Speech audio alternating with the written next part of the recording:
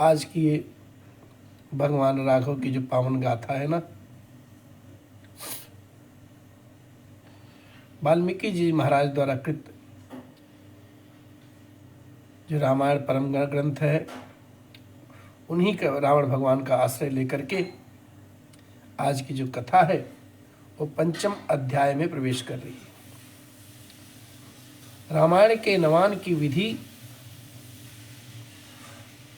रामायण सुनने की विधि और रामायण जी की महिमा और तथा रामायण जी का सुनने, पढ़ने, गाने का फल, उसी का इस अध्याय में वर्णन किया गया है।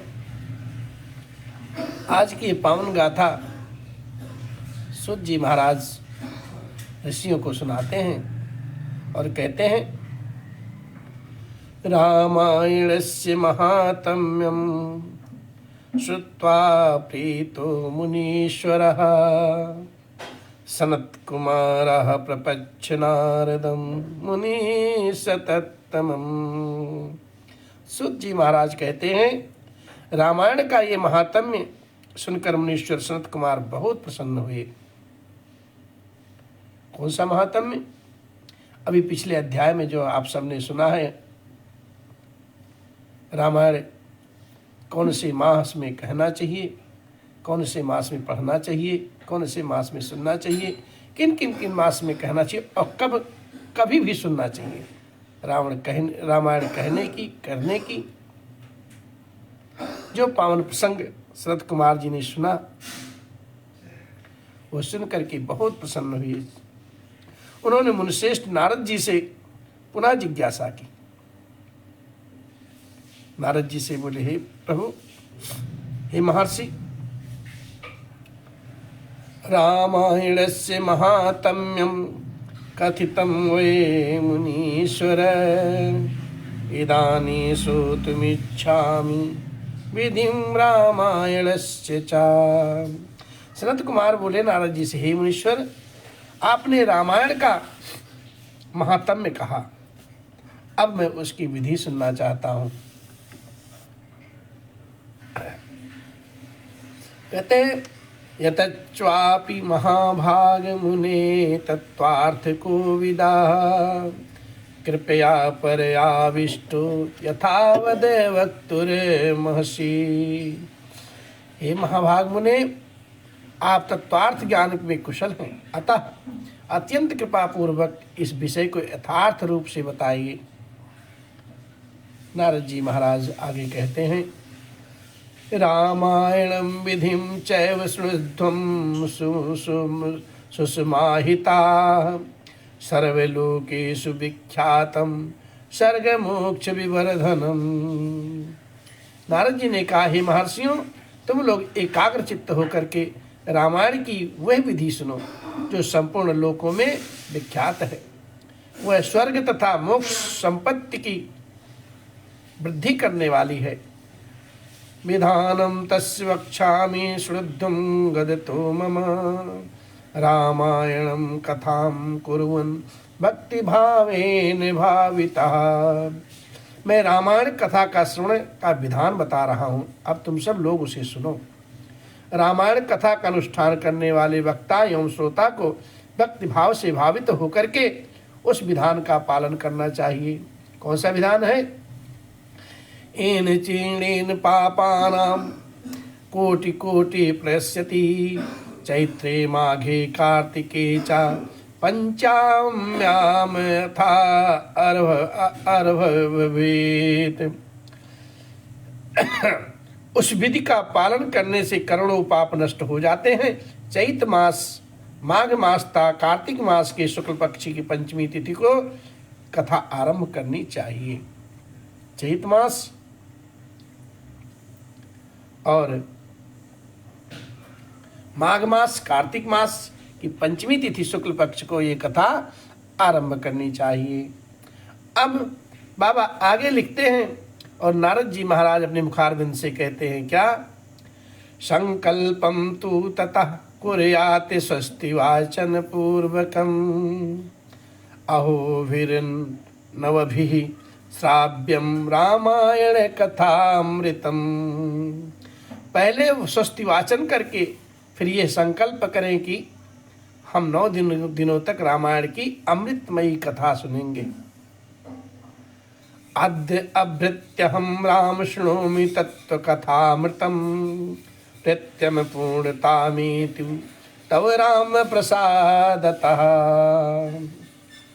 और इतना ही नहीं, फिर भगवान से प्रार्थना करें, हे प्रभु मेरे राघवेंद्र सरकार श्री राम जी, आज से प्रतिदिन मैं आपकी अमृतमयी कथा कहूँगा, सुनूंगा, पढ़ूंगा, गाऊंगा। ये आपके कृपा प्रसाद से परिपूर्ण हो, ऐसा मुझे आप आशीर्वाद दें। उसके बाद में प्रत्यहम दंत शुद्धिम च अपामार्गस्य शाखया कृत्वा स्नायीते विधिवत राम भक्ति परायणः। नित्य प्रति अपामार्ग की शाखा से दंत शुद्धि करके राम भक्ति में तत्पर होकर के विधि पूर्वक स्नान करें। और उसके बाद स्वयं चावंधुभि श्राद्धम शृणुयात प्रत्येन्द्रियः स्नानं कृत्वा यथाचारं दंत धावन पूर्वकं शुक्लांबरधरः शुद्धो गृहमागत्य वाग्यतः प्रचाल्य पादावाचम्य स्मरेन्नारायणं प्रभुम्। अपनी इंद्रियों को संयम में रख करके भाई बंधुओं के साथ स्वयं एक कथा सुने। पहले अपने कुलाचार के अनुसार दंत धावन पूर्वक स्नान करके श्वेत वस्त्र धारण करें और शुद्ध चित्त होकर के घर में मौन भाव से दोनों पैर धोने के पश्चात आचमन करके भगवान नारायण का स्मरण करें। और फिर आवाहना सादैश्चै गंध पुष्पादिर्भिर्वती ओम नमो नारायणेति पूजयेत भक्ति तत्प्रः। और व्रती पुरुष आवाहन, आसन, गंध, पुष्प आदि के द्वारा ओम नमो नारायणाय इस मंत्र से भक्ति परायण होकर के पूजन करें। और इतना ही नहीं, एक वारं द्विवारं वा त्रिवारं वापि शक्तितः होमं कुर्याति प्रत्नेन सर्व पाप निवर्तते। संपूर्ण पापों की निवृत्ति के लिए अपनी शक्ति के अनुसार 1, 2 या 3 बार प्रयत्न पूर्वक होम करें। एवं यथा प्रयतः कुर्याद रामायण विदिताभ्याम् एवं यह प्रयातः कुर्याद रामायण विधिं तथा सा याति विष्णु भवनं पुनरावृत्ति दुर्भमम्। इस प्रकार से जो मन और इंद्रियों को संयम में रख करके रामायण की विधि का अनुष्ठान करता है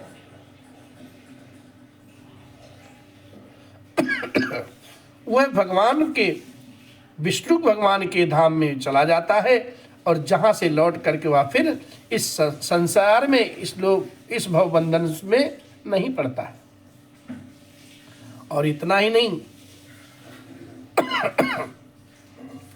रामायण व्रत धरो धर्मकारी चाम सत्तमः चांडालम पतितम वापि वस्त्रान्नेनापि चा नार्चयेते। जो रामायण संबंधी व्रत को धारण करने वाला तथा धर्मात्मा है वह श्रेष्ठ पुरुष चांडाल अथवा पतित मनुष्य का वस्त्र और अन्न से भी सत्कार न करें, ऐसा विधान बताया गया है। क्या बात है। और इतना ही नहीं, और भी आगे लिखते हैं, कहते नास्तिकान भिन्न मर्यादान निंदकान पशुनान भी नानपि रामायण व्रत परो वाग्मेन। रामायण व्रत परो वाग मात्रेणापि नार्चयेति। जो नास्तिक और धर्म मर्यादा को तोड़ने वाले पर निंदक हैं और चुगलखोर हैं उनका रामायण व्रतधारी पुरुष वाणी मात्र से भी आदर ना करें, ऐसा कहा गया है। और इतना नहीं, कुंडासिनः गायकम चा तथा देवलकासनम विसजम काव्यर्तारम देवद्विज विरोधिनम परान्नलोलुपम चैव पर स्त्री निरतम तथा रामायण व्रत परो वाग्मात्रेणापि नार्चयेति। कहने का विधान यह है, जो पति के जीवित रहते ही पर पुरुष के समागम से माता द्वारा उत्पन्न किया हुआ पुत्र उत्पन्न किया जाता है, वह जारज पुत्र को कुंड कहते हैं। ऐसे कुंड के यहाँ जो भोजन करता है, जो गीत गा करके जीविका चलाता है, देवता पर चढ़ी हुई वस्तु का उपभोग करके करने वाले मनुष्य का अन्न खाता है, वैद्य है, लोगों की मिथ्या प्रशंसा में कविता लिखता है, देवताओं तथा ब्राह्मणों का विरोध करता है, पराये अन्न का लोभी है और पर स्त्री में आसक्त रहता है, ऐसे मनुष्य का भी रामायण व्रती पुरुष वाणी मात्र से भी आदर ना करें। इतना इतना विधान है। इत्यो माधवी शुद्धो वसे सर्वहिते रतः रामायण परो भूत्वा परम सिद्धिं गमिष्यति।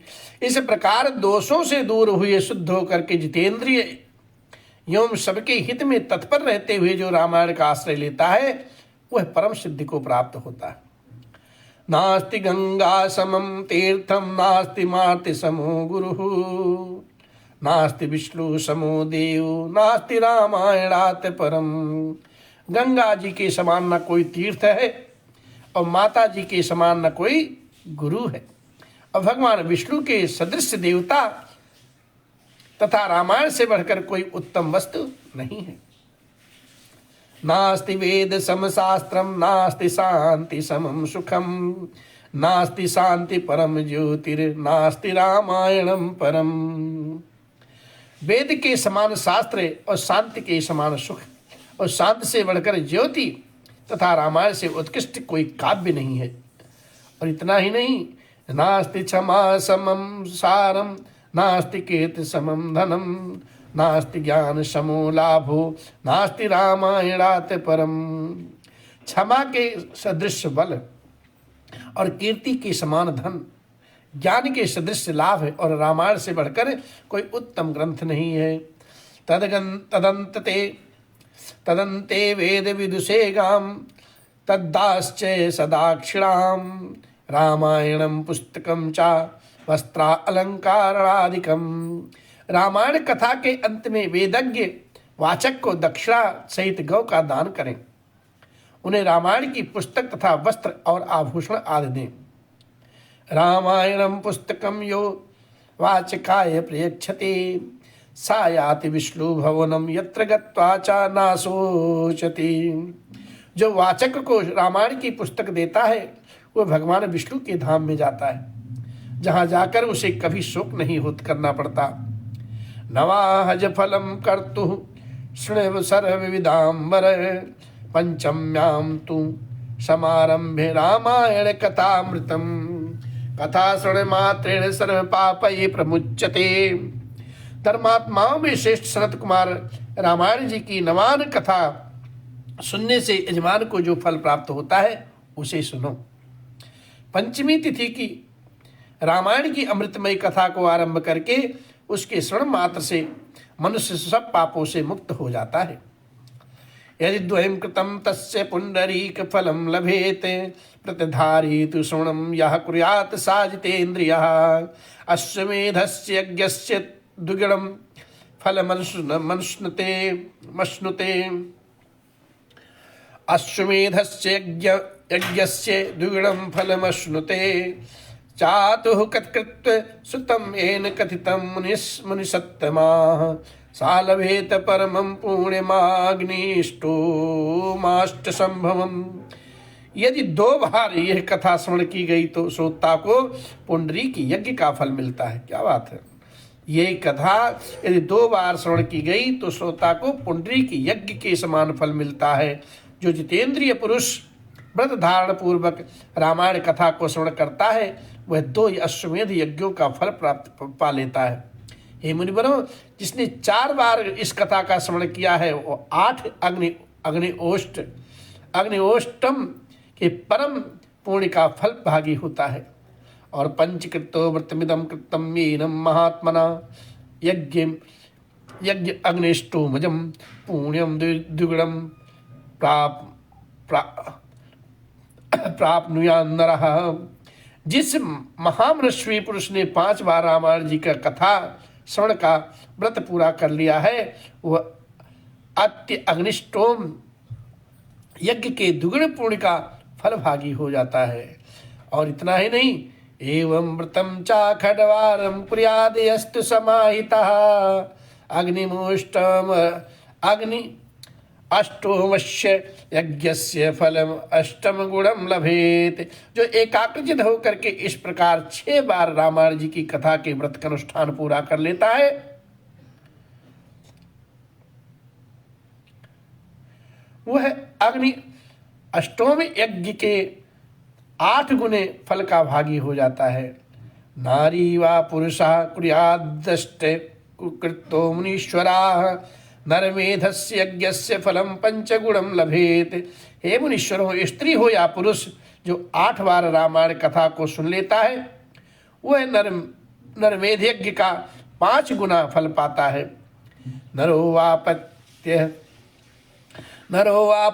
वाप्यथ नारी वा नववारं समाचरेत गोमेध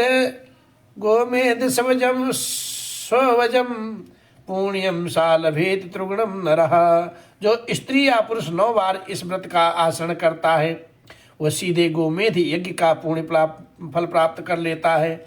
रामायणम तु यः कुर्याच्छान्तात्मा प्रतिन्द्रियः सा याति परमानंदम यत्र गत्वा न शोचति।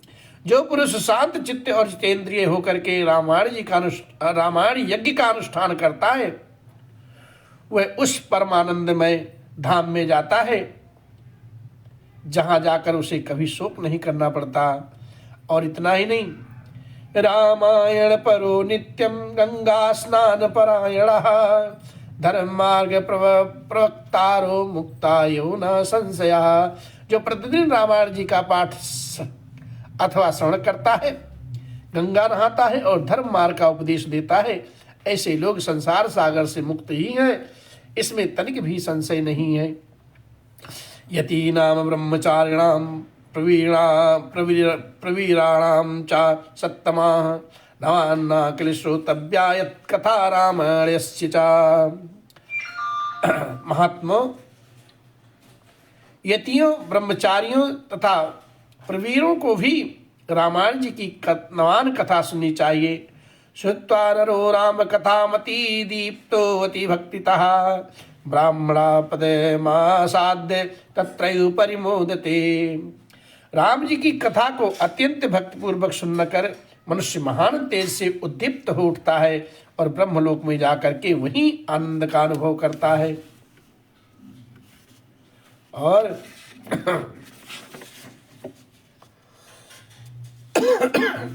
तस्मात् श्रुध्वं विप्रेन्द्रा रामायण कथामृतम् श्रोत्राणां च परम श्राव्यम पवित्राणाम उत्तमम। इसलिए हे विप्रेंद्रगण, आप लोग रामायण की अमृतमयी कथा सुनिए। श्रोताओं के लिए यह सर्वोत्तम श्रवणीय वस्तु है और पवित्रों में भी परम उत्तम है। दुः स्वप्न नाशनम धन्यम श्रोतव्यम च प्रयत्नतः।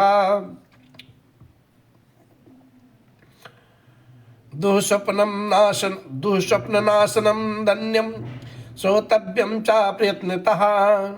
नरोऽत्र सद्या युक्तः श्लोकार्धमेव च पठते मुच्यते सद्यो हि उपपातक कोटिभिः सतामेव प्रयोक्तव्यम गुह्यतम तमम तुह्यते। दुःस्वप्न को नष्ट करने वाली का यह कथा धन्य है। इसे प्रयत्न पूर्वक सुनना चाहिए।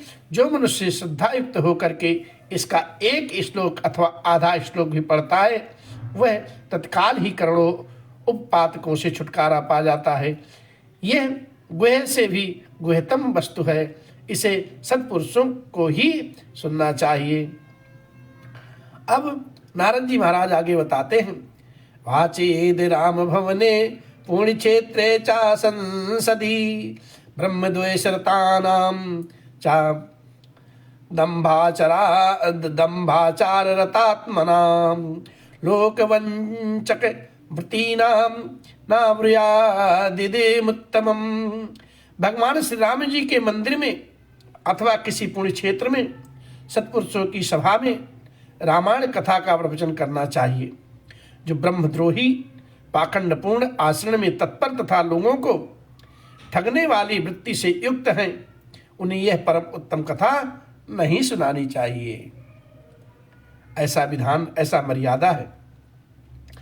और त्यक्त कामादि दोषाणाम राम भक्तिरात्मामनाम गुरुर्भक्तिरताम चा वक्तव्यम मोक्ष साधनम। जो काम आदि दोषों का त्याग कर चुके हैं, जिनका मन राम भक्ति में अनुरक्त रहता है तथा जो गुरुजनों की सेवा में तत्पर हैं, उन्हीं के समक्ष ये मोक्ष की साधनभूत कथा बाँचनी चाहिए। सर्वदेवमयो राम अस्मृतिश्चाति प्रणासनः सद्भक्तवत्सलो देवो भक्त्या तुष्यति नान्यथा। श्री राम जी सर्वदेवमय माने गए हैं। वे आर्त प्राणियों की पीड़ा का नाश करने वाले हैं, सर्वश्रेष्ठवर हैं तथा श्रेष्ठ पदों पर सदा ही स्नेह तथा श्रेष्ठ भक्तों पर सदा ही स्नेह बरसाए रखते हैं। वे भगवान भक्ति से संतुष्ट रहते हैं और दूसरे किसी उपाय से नहीं। अवसेनापि यन्नाम्नि कीर्त्यते वा अस्मृते अपि वा विमुक्तं पातकः सोऽपि परम पद्म स्नुते। भगवान मनुष्य विवश होकर भी उनके नाम का कीर्तन अथवा स्मरण कर लेने पर समस्त पातकों से मुक्त हो परम पद का भागी बन जाता है। और इतना ही नहीं, संसार घोर कांतार दावा अग्निर मधुसूदन अस्मृतिर्त्राम सर्व पापानि नाशयत्यासु सत्तमाः। हे महात्माओं, भगवान मधुसूदन संसार रूपी भयंकर एवं दुर्गम मन को भस्म करने के लिए दावा नल के समान हैं। वे अपना स्मरण करने वाले मनुष्यों के समस्त पापों का शीघ्र ही पतन कर देते हैं, नाश कर देते हैं। और तदर्थ का कमिदम पुण्यम काव्यम सभ्या मनुत्तमम श्रृणात पठनाद क्वापि सर्व पाप विनाश कृते। इस पवित्र काव्य के प्रतिपाद्य विषय वही है, अतः यह परम उत्तम काव्य सदा ही श्रवण करना चाहिए। और इसका श्रवण अथवा पाठ करने से यह समस्त पापों का नाश कर देता है। और यस्य राम रसे प्रतिवर्तते भक्ति संगता सा वा कृतकृतश्च सर्वशास्त्रार्थ को विदः। जिसकी श्री राम रस में प्रीति एवं भक्ति है, वही संपूर्ण शास्त्रों के अर्थ ज्ञान में निपुण और कृतकृत्य है। तदर्जितम तपः पुण्यम तदस्त्यम तत्सत्यम सफलम द्विजाः यदर्थ श्रवणो प्रतिरन्यथा ना ही वर्तते। हे ब्राह्मणों, उसकी उपार्जित की हुई तपस्या पवित्र, सत्य और सफल है, क्योंकि राम रस में प्रीत हुए बिना रामायण के अर्थ श्रवण में प्रेम नहीं होता। जब तक भगवान की कृपा नहीं होगी तब तक भगवान के चरणों में अनुराग नहीं होगा, उनके गुण का रस नहीं मिलेगा, सुनने का आनंद नहीं आएगा, महतानंद की प्राप्ति नहीं होगी। और ये सब भगवत कृपा से ही प्राप्त होता है। भगवान की असीम कृपा होती है, तब दास जा करके बैठ करके भगवान के श्री चरणों में कथा सुनता है। कथा गाता है और उनके चरित्र का गान किया करता है। और इतना ही नहीं, रामायण पराये तु राम नाम परायणा तयो कृतकृतालश्चे घोरे कलयुगे द्विजा। जो द्विज इस भयंकर कल काल में रामायण तथा श्री राम नाम का सहारा लेते हैं वही कृतकृत्य हैं।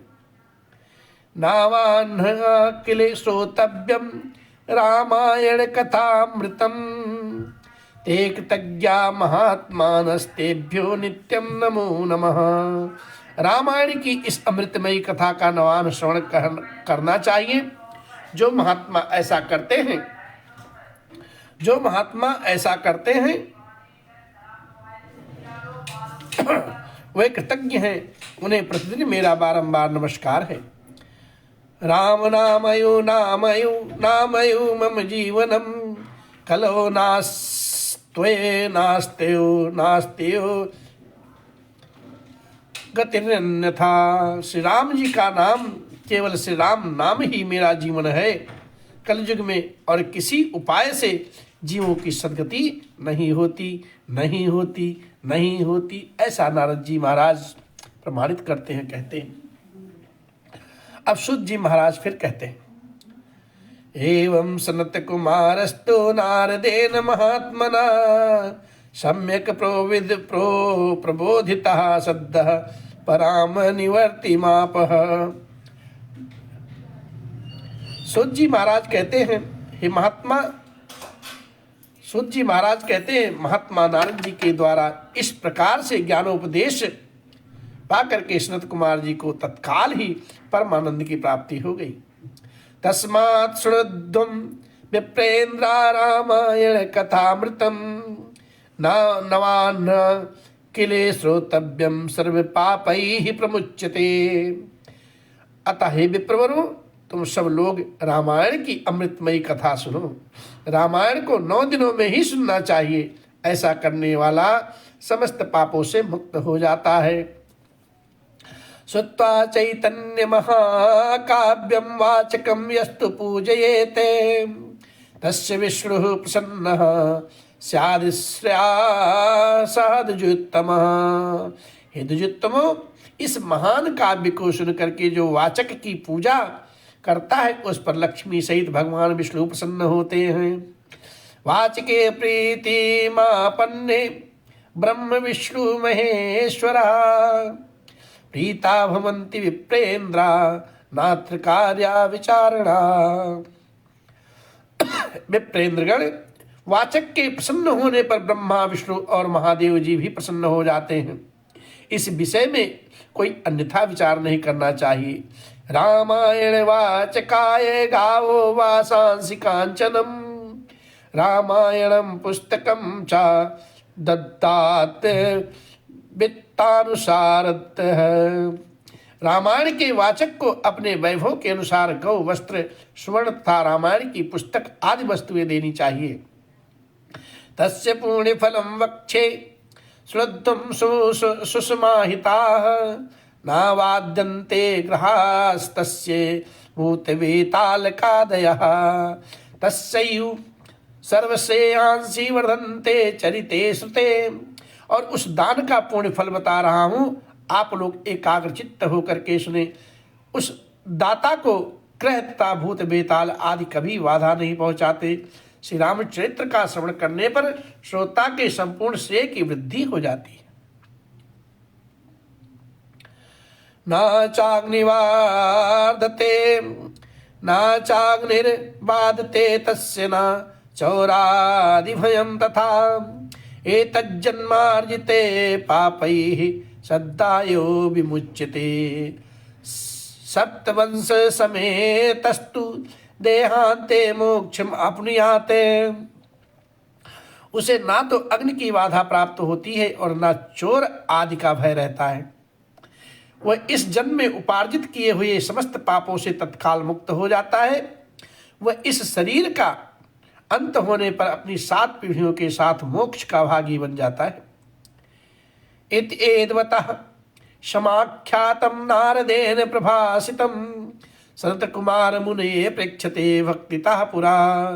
पूर्व काल में सनत कुमार मुनि के भक्ति पूर्वक पूछने पर नारद जी ने उनसे जो कुछ कहा था वह सब मैंने आप लोगों को बता दिया है।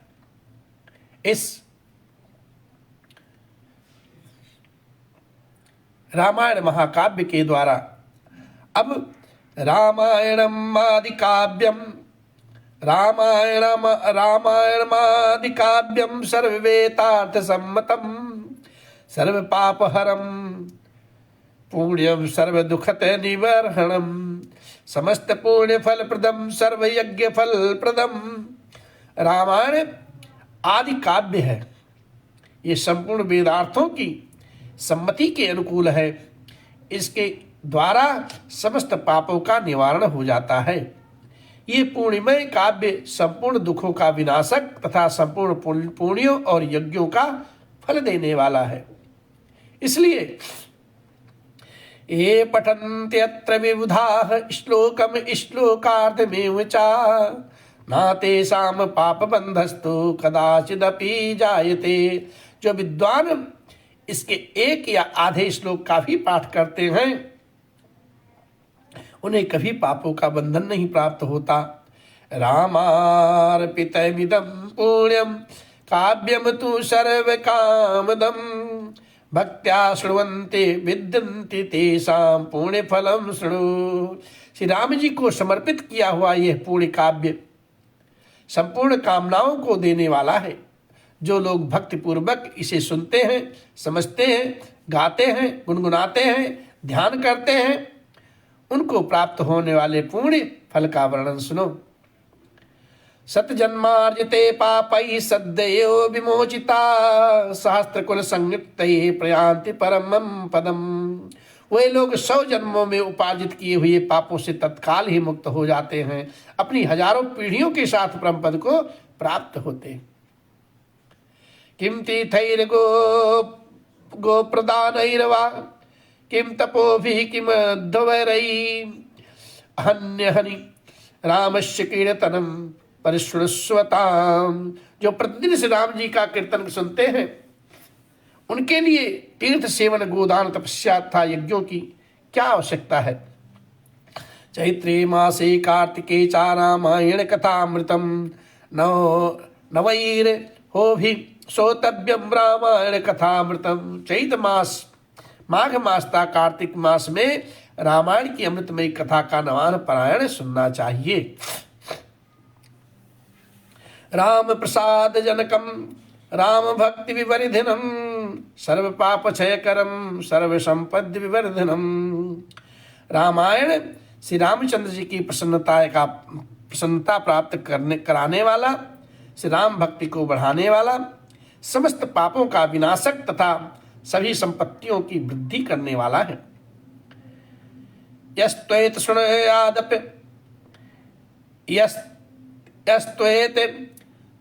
शृणुयाद वापि पठेद वा सुसमाहितः सर्व पाप विनिर्मुक्तो विष्णुलोकम सा गच्छति।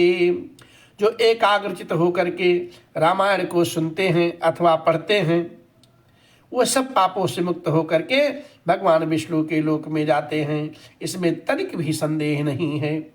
इस प्रकार से श्री स्कंद पुराण के उत्तरखंड में श्री नारद सनत कुमार संवाद के अंतर्गत रामायण महात्म्य के प्रसंग में फल का वर्णन नाम 5वां अध्याय संपन्न हुआ। इसीलिए कहते श्री कृष्ण गोविंद हरे मुरारी हे नाथ नारायण वासुदेवा। श्री कृष्ण गोविंद हरे मुरारी हे नाथ नारायण वासुदेवा।